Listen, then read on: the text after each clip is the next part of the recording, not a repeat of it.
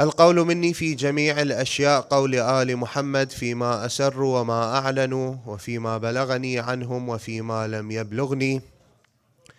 أما بعد، فقد قال سيدنا مولانا رسول الله صلى الله عليه وآله وسلم: حسين مني وأنا من حسين، أحب الله من أحب حسينا. صدق سيدنا مولانا رسول الله صلى الله عليه وآله وسلم. صلوا على محمد وآل محمد.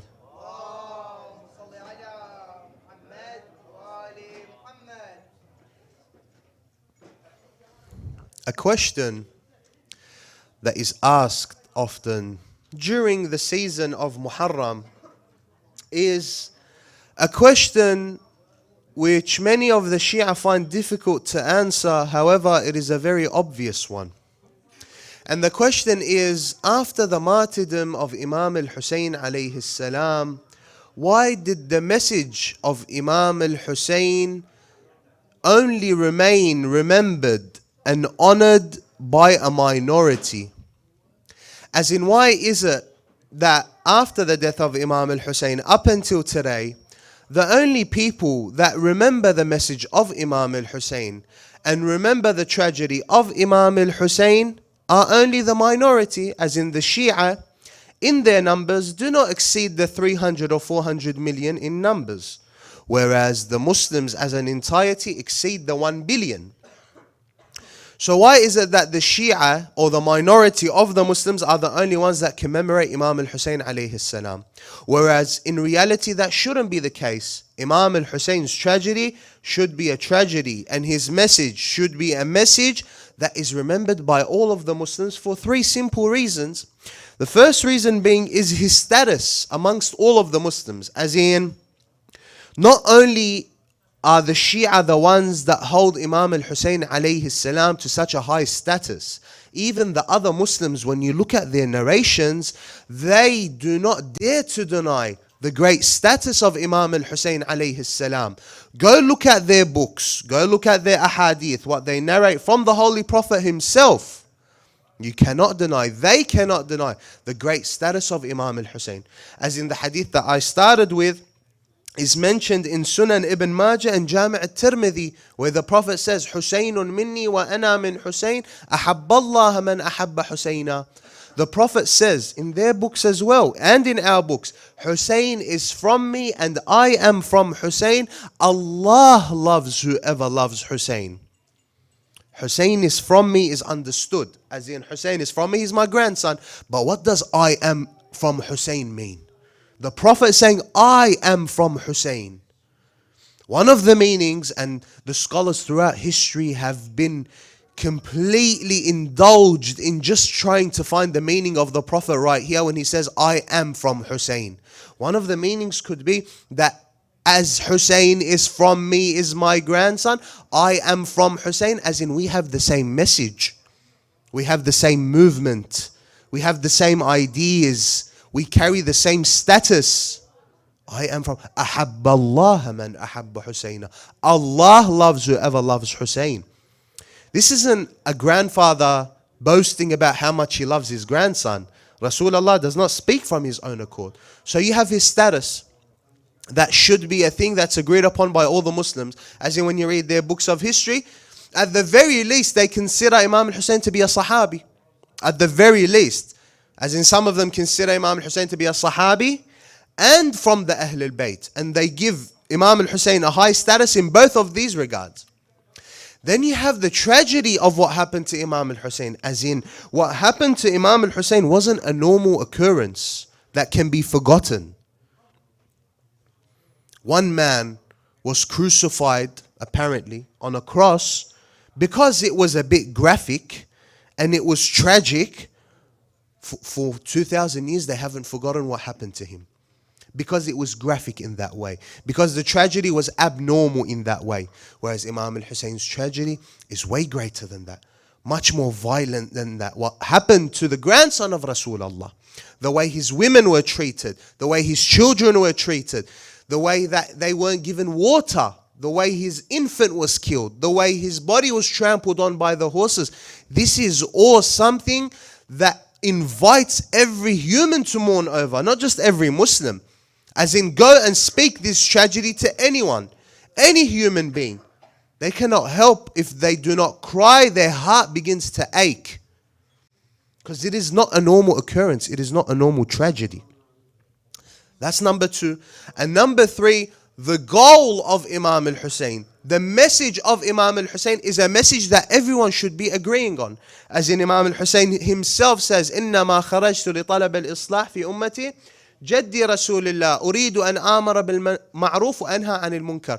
The Imam said on the day of Ashura, I am here to seek reform in the religion of my grandfather. Yazid and his father Muawiyah have destroyed this religion, have altered this religion. I am here to seek reform. Isn't that something that every Muslim would stand behind? Of course. Any Muslim, when you tell him, my goal is to seek reform, they'll tell you, what a beautiful goal.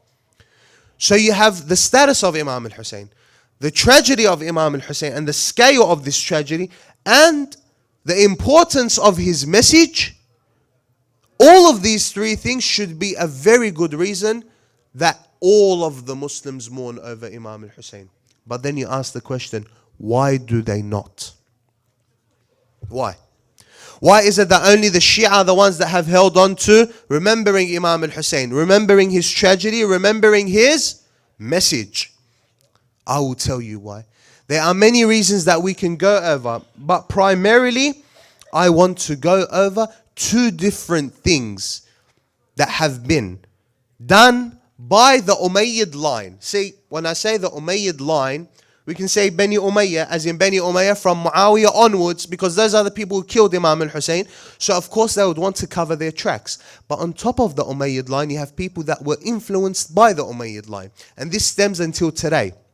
As in, you have people throughout history who vehemently defend Bani Umayyah and defend Yazid and defend Muawiyah. Of them is the Wahhabis, of them is the Salafis. They stand very strong into defending Bani Umayyah. You go read Ibn Taymiyyah's response in defending Bani Umayyah. When I mean the Bani Umayyah, this is what I mean. Those people who stand against Imam al-Hussein, both in the literal sense, those who killed Imam al-Hussein, and those who came after him. Those scholars who used their pens to stand against Imam al-Hussein. Because that is even more effective and more impactful than the very stance that they stood. Because that's what influences the minds of the millions and the billions of the people. So we'll look at this through 2 stages, inshallah, after salawat ala Muhammad wa ali Muhammad.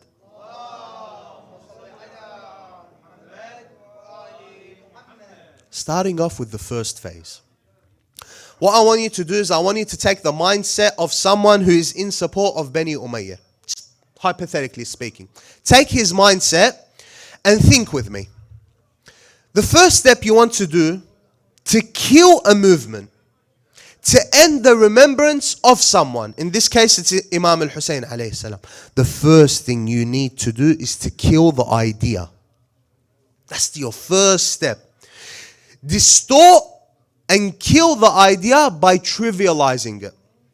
So, if it's something that Imam al-Hussein stood for a great purpose, to stand against oppression, or to reform or cause reform in the religion of his grandfather, which had and rippled the effects of Amr bil Ma'ruf, Nahi an al-Munkar, all of these good things, what you want to do in the first thing is what?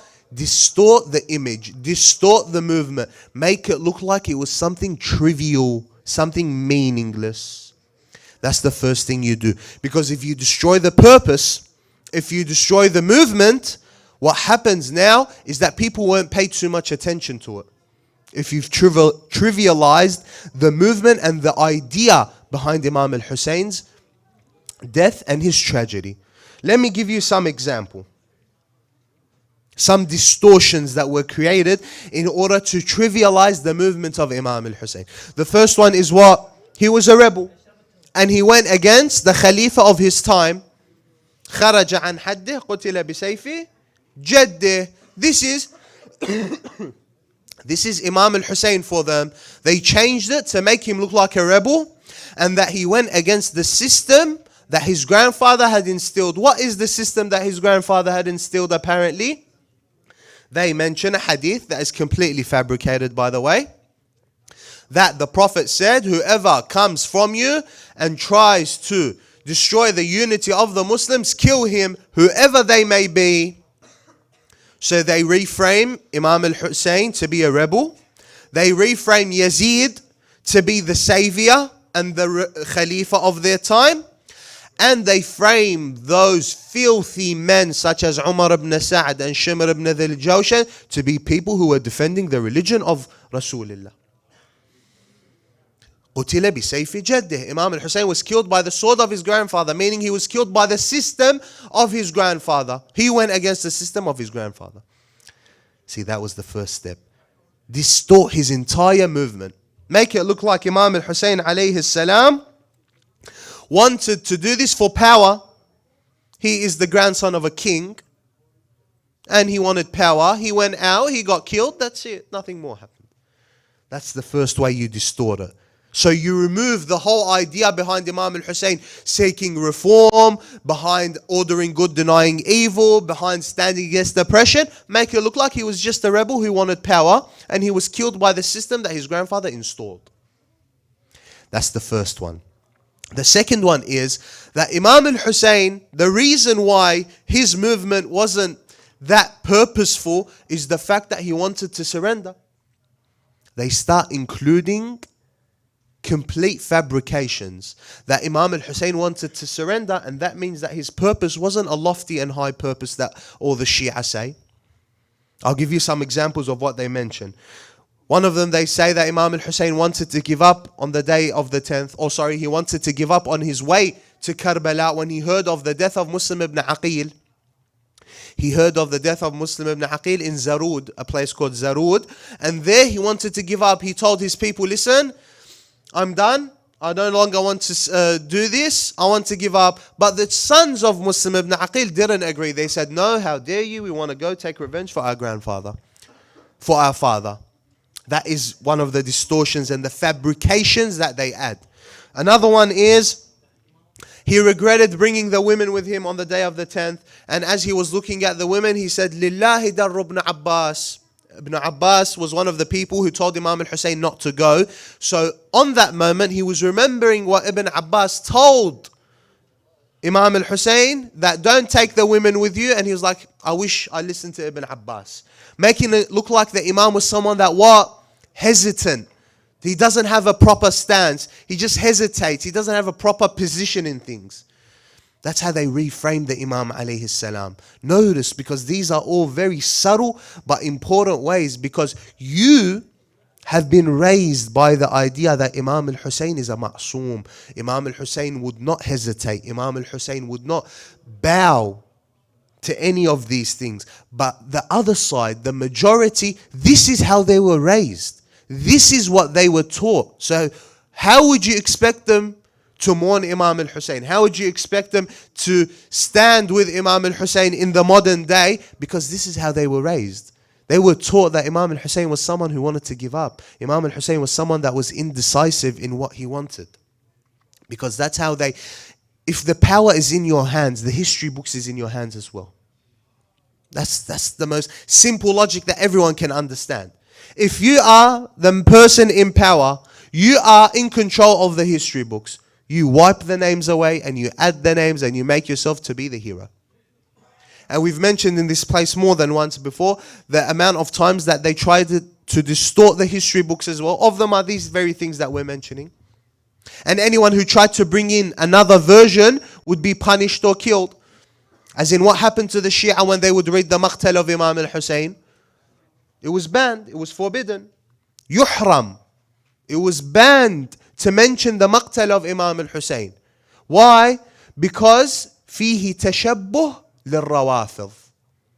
It is haram for them to read the Maqtal of Imam al-Hussein because it has similarity of the Rawafid. We cannot be like the Rawafid in any shape or form. So haram to read the Maqtal. You're not allowed to read the Maqtal. Why? Because it may present you another version of history. They want to restrict the history books to only what they say. They want to protect the image of Yazid. They want to protect the image of Muawiyah. They want to protect the image of themselves, the Umayyad Empire. So of course they will start banning and demonizing and vilifying in order to protect their image. And then you have the whole idea of Imam al-Hussein wanted to pledge allegiance on the 10th of Ashura. That Imam al-Hussein told them, I want to pledge allegiance and that's it. And I surrender. But apparently Ibn Ziyad said, no, you have to pledge allegiance to me as well, not just to Yazid. Imam al-Hussein refused to do that, so he got killed. Does that make sense? Ibn Ziyad is a representative of Yazid. If Imam al-Hussein had given bay'ah to Yazid, khalas, why does Ibn Ziyad want his own bay'ah all of a sudden? They add whatever they can, whatever band-aids they can add to the wound, just so they can make things work. But it never works. So they'll mention these types of things. In debunking this, because I want to give you an answer, so at least when you're asked these type of things, or when you are presented with this type of version of history, you can answer some of these questions. I will give you a guideline to these things. This guideline will work for whatever distortions they'll try to give you. And this guideline goes as the following. In the Sunni and Shia literature, it is established and clearly proven that the Holy Prophet, peace be upon him, was given the knowledge and the information of the death of Imam al-Hussein 50 years before it occurred.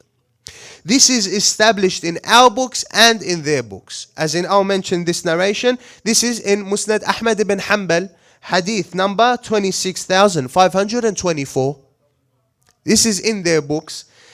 This hadith says, حدثني عبد الله بن سعيد عن أبيه عن عائشة أو سلمة. So this narration ends to either Aisha or Salama, one of those two. One of them says, إن النبي صلى الله عليه وآله قال لإحداهما. The Prophet said to one of them, لقد دخل علي البيت ملك لم يدخل علي قبلها. That today an angel entered my house. Before this angel has never entered or even approached me. As in, this isn't Jibra'il, this isn't Mikael, this isn't Azrael, this isn't any of these angels. A special angel which I have never seen before has come today for a special request, for a special inquiry. What is this?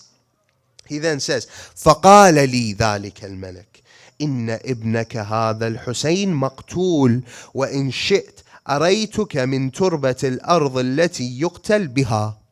This angel, who the Prophet has never seen before, comes on a very special mission just to tell the Holy Prophet that this, your son Hussein, will be killed, and if you want, I will give you the turba, the piece of land from where he will be killed, a piece of Karbala. Then the Prophet says, قال فأخرج تربة حمراء. He gave me red soil, which is from Karbala. It was red, and he gave it to me. This hadith, which is part of many other narrations, where the Prophet was told about the death of Imam al-Hussein, and the Prophet mourned and cried over the death of Imam al-Hussein 50 years before it would even happen, proves a couple of things. Number one, the Prophet would never cry over a death that was against the message of the Prophet. So, when you tell me that the Holy Prophet made a system and Imam al-Hussein stood against it, why would the Prophet mourn over that?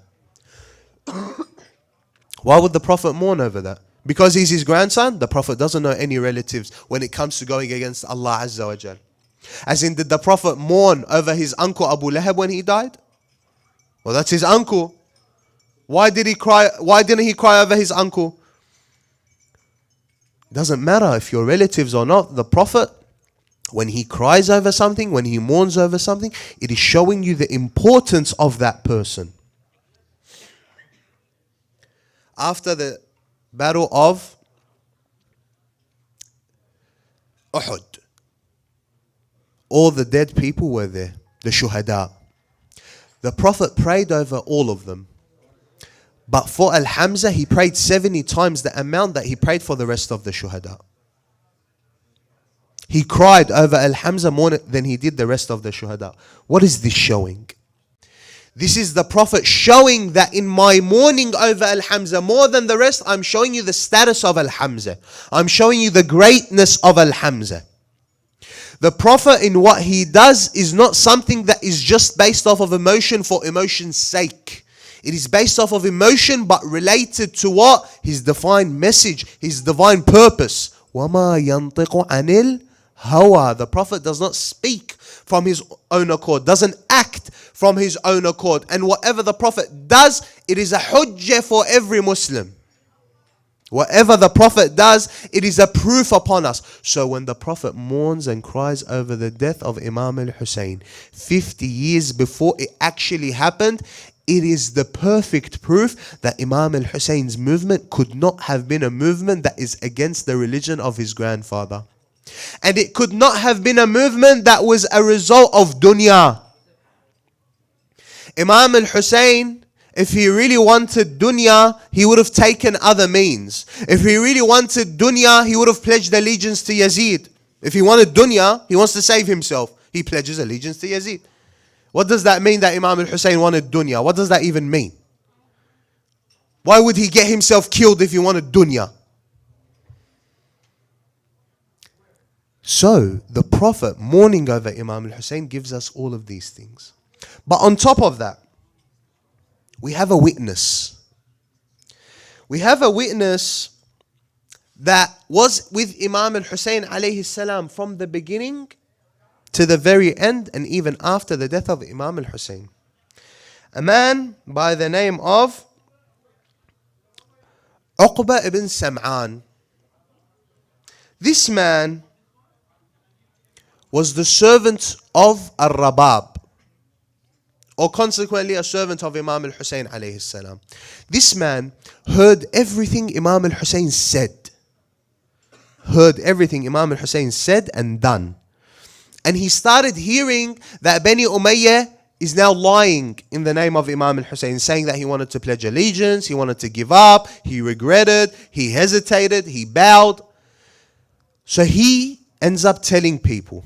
And this is also mentioned in Tarikh al-Tabari.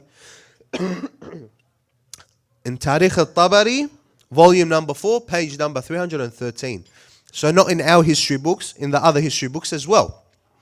He says, Uqba ibn Sam'an, صحبت حسينا فخرجت معه من المدينة إلى مكة ومن مكة إلى العراق ولم أفارقه حتى قتل. He says, I was with Imam al-Hussein. I left with him from Medina to Mecca and from Mecca to Iraq, and I did not leave him until he was killed. And then he says, وليس من مخاطبته الناس كلمة بالمدينة ولا بمكة ولا في الطريق ولا بالعراق ولا في عسكر إلى يوم مقتله إلا وقد سمعتها. That there is not a word that Imam al-Hussein said in Medina, in Mecca, on his way to Iraq, in the army, in front of the people. Everything Imam al-Hussein said until the moment he died, I heard it personally. I heard every single word Imam al-Hussein said. Then he says, ألا والله ما أعطاهم ما يتذاكر الناس وما يزعمون من أن يضع يده في يد يزيد بن معاوية ولا أن يسيروه إلى ثغر من ثغور المسلمين. He says, by Allah, I did not hear a single word of what they're claiming that Imam al-Hussein said. That Imam al-Hussein wanted to pledge allegiance, or that Imam al-Hussein said that let me pledge allegiance and take me to the borders so I can defend the stronghold of Yazid's empire. He said, Imam al-Hussein said none of that. So here you have a witness, someone who was with Imam al-Hussein in every step of the way, and he's denying all of these claims. And then you have the fact that the Prophet mourned over Imam al-Hussein before his death. So it shows you there's a metaphysical side to this. There's a metaphysical interaction with the death of Imam al-Hussein from the heavens. This all goes to show you that whatever they claim Imam al-Hussein is false. Whatever they claim Imam al-Hussein to be is completely false. Because you know what they base this off of? the one where Imam al-Hussein wanted to pledge allegiance to Yazid, they base it off a conversation Imam al-Hussein apparently had with Umar ibn Sa'd.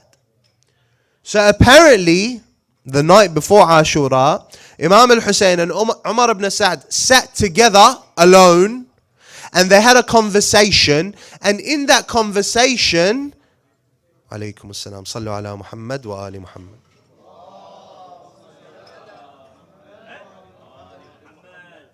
حياكم الله سيد. الثاني على حب الإمام الحسين عليه السلام.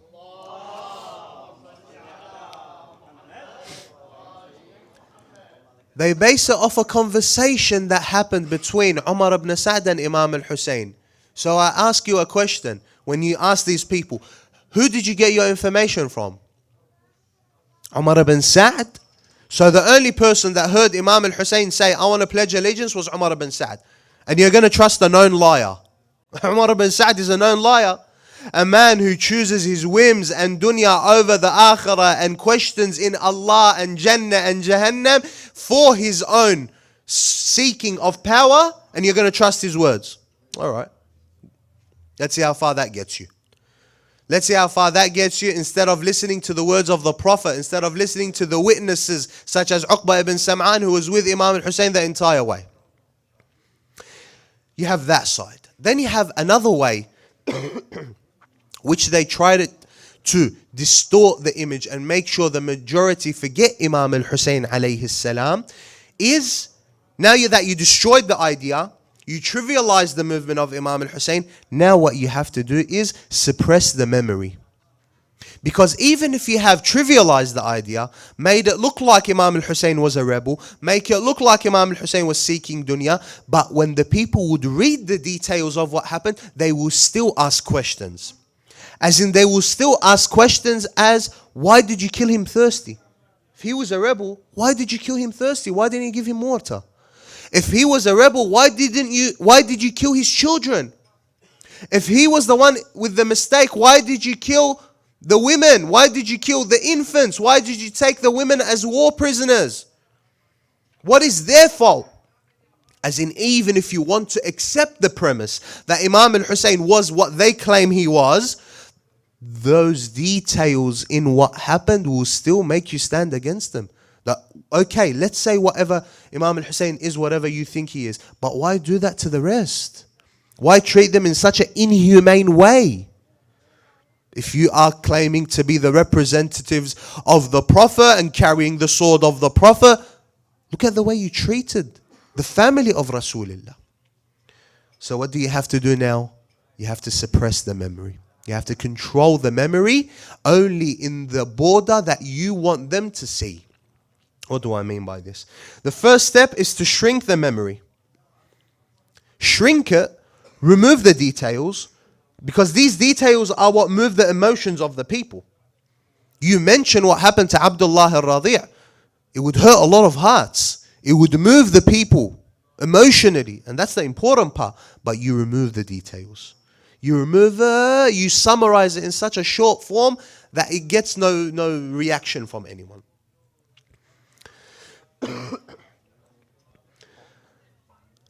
The first of which collected the history of what happened to Imam al-Hussein was Abu Makhnaf al-Azdi in his book Maqtal al-Hussein alayhi salam. Abu Makhnaf died 157 after Hijrah. He was during the time of Imam al-Baqir and Imam al-Sadiq, or late Imam al-Baqir, Imam al-Sadiq. And most of his account of what happened to Imam al-Hussein between him and the actual event is one or two people, or wasa'it. As in, for example, Abu Makhnaf is here. Between him and the person who witnessed the event is one person only. So you can trust that he has a relatively robust account of what happened to Imam al-Hussein. And Abu Makhnaf collected this into a book, which is the Maqtal of Imam al-Hussein. Even some of his narrations, he gets it from Imam al-Baqir alayhi salam. And he has commentaries in some of the events. And he mentioned some of the things that are wrong. But in the commentary, he says that many of the people do not trust what was said. As in that whole thing about Umar ibn Sa'd said or heard from Imam al-Sajjad that he wanted to pledge allegiance. Abu Makhnaf mentions in his commentaries that no one really supports this. But I'm just mentioning the account of history. Abu Makhnaf, like we said, he died 157 after Hijrah, and his book Tarikh or Maqtal al-Imam al-Hussein alayhi salam.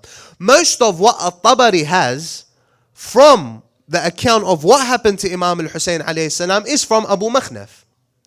And he does not even have the whole image. He only has maybe 20% of Abu Makhnaf's original work and what happened to Imam al-Hussein alayhi salam.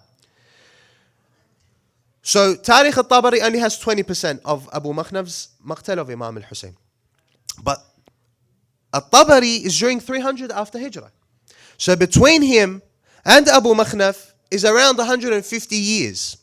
But then you ask, after al-Tabari, what happened to the original work of Abu Makhnaf?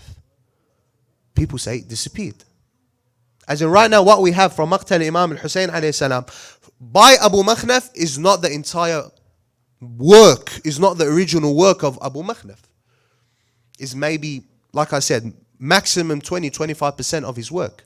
Where the rest went, no one knows. Subhanallah, it's like a miraculous earthquake happened and swallowed all the versions of Maqtal al-Hussein by Abu Makhnaf, and what was left was what the government controlled. So they took Abu Makhnaf's original account away. What's the replacement? As in, they took a book which went into detail what happened to Imam al-Hussein. They took it away, disappeared it from history, and they give you a replacement. Do you know what the replacement was?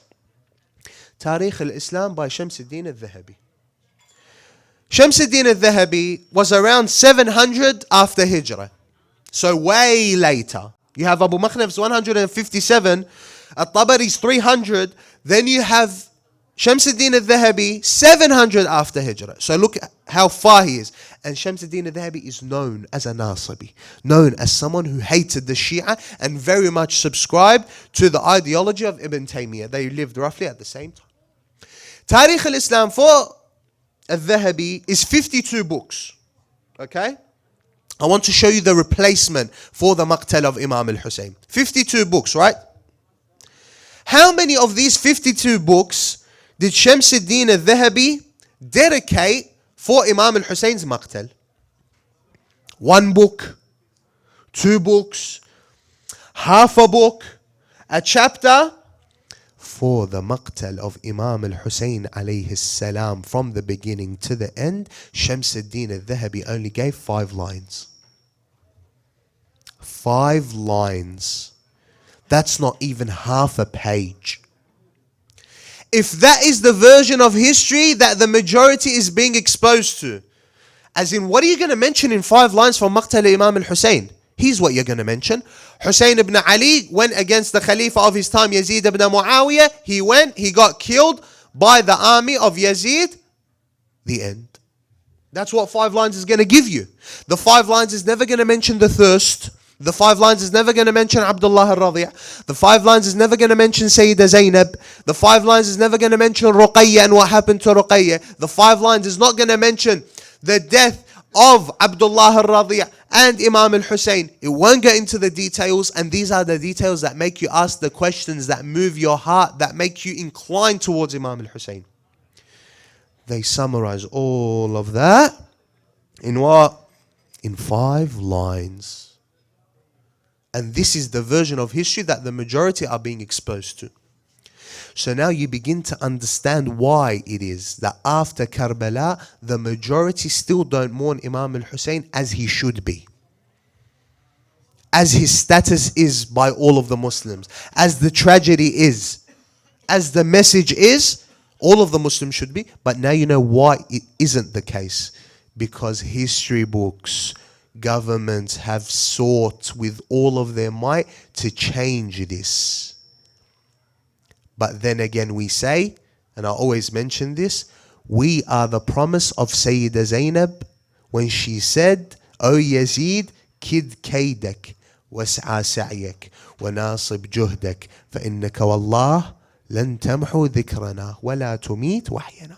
Sayyidah Zainab knew this. She's عالمة غير معلمة. She told Yazid, oh Yazid, do what you will. Try to distort the image of my brother. Try to change the history books. Try to summarize. Try to do whatever you like. By Allah, you will not remove our remembrance. You will not wipe away our message. And you see today, we are the promise of Zainab.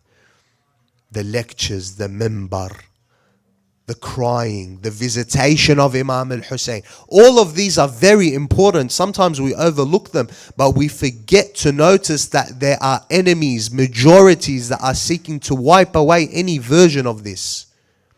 We are the promise of Zainab, and insha'Allah we will make her proud. And we continue to hold on to these majalis, insha'Allah ta'ala. Allahumma ajil waliyika al-faraj والعافية والنصر واجعلنا من أنصاره وأعوانه ومن شيعته ومحبيه وإلى أرواح المؤمنين والمؤمنات. رحم الله من قرأ سورة المباركة الفاتحة مع الصلاة على محمد وآل محمد.